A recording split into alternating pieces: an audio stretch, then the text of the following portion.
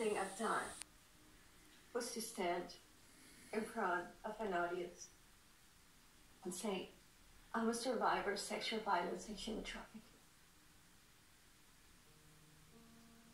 And I climb mountains. I run deserts. I broke the Guinness World Record for the world's longest triathlon. Swimming 122 miles, cycling 2,932, and running 735 miles.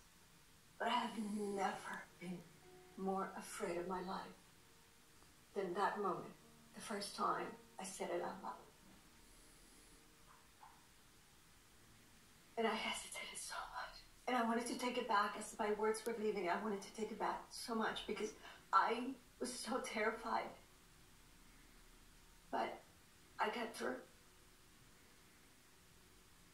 And it makes me stronger, it makes me better. Because that's what I want.